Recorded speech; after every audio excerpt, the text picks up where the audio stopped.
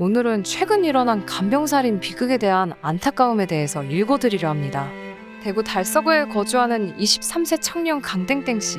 1999년생으로 당시 만 22세였던 강 씨는 외동아들로 태어났고 피해 아버지와 어머니의 이혼으로 인해 10년 전부터 아버지와 둘이서 함께 살고 있었습니다. 군대를 가기 위해 잠시 휴학한 강 씨에게는 크나큰 불행이 찾아왔습니다. 강 씨의 아버지가 갑작스러운 뇌출혈로 인해 쓰러진 것.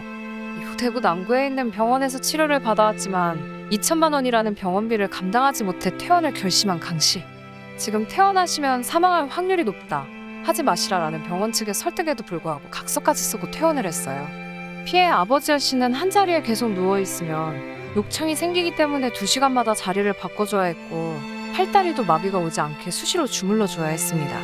이미 많은 병원비로 인해 가스와 인터넷이 모두 끊기고 쌀까지 떨어진 상황이었고 월세까지 밀린 상태였어요.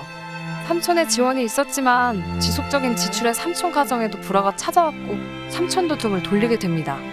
벼랑 끝에 몰린 강 씨는 월세가 밀린 집주인에게 10만 원만 빌려달라고 애원했고 등을 돌린 삼촌에게 쌀을 사려고 한다. 2만 원만 빌려달라고 했습니다. 이 힘든 상황을 알고 있던 피해 아버지 A 씨는 아들을 놓아주고자 다짐했고 아들에게 필요하면 부를 테니 들어오지 말라라고 말했습니다. 아들 강땡땡 씨는 직감했고 그 자리에서 오열하며 방문을 닫고 나왔습니다. 일주일 후 피해 아버지 A 씨는 사망하였고 사망 당시 몸무게가 39kg이었다고 합니다. 피해 아버지 A 씨는 굶어 죽고 아들은 법정 구속되었는데 강땡땡 씨는 1심에서 4년을 선고받고 항소했지만 2심에서 기각 후 4년 확정되었다고 합니다. 이 판결문에 많은 네티즌들이 분노했고 저 역시 보는 내내 화가 났는데요. 어떤 내용들이 있는지 한번 살펴보겠습니다.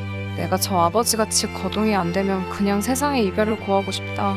22살 아들은 너무나 하고 싶은 게 많을 텐데 어떻게 2시간마다 아무도 돕는 사람 없이 혼자 간병이 가능할까? 과연 효도일까?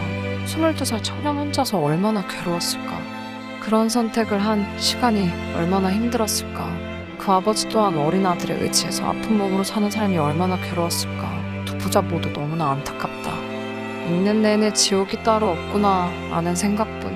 치매 노인을 모시는 것도 힘들다고 요양원 보내고 나몰라라 하는 사람들 많습니다. 어린 나이에 무엇을 해야 하는지 모르는 사람입니다. 다 치우고 군대라도 피해 있고 싶었을 건데 방법이 없었을 듯. 아버지는 아사당했고 아들은 외면하며 괴로웠을 거고 아버지도 자식이 태어났을 때 감동과 행복을 느끼고 아들은 한때나마 아버지의 그늘 아래 학교를 다니고 미래를 꿈꾸고 행복함과 단란한 때가 있었을 건데 이보다 더한 지옥도 서로 없었을 듯. 평생을 안고 살아야 하는 벌을 받았네요. 참 슬프네요.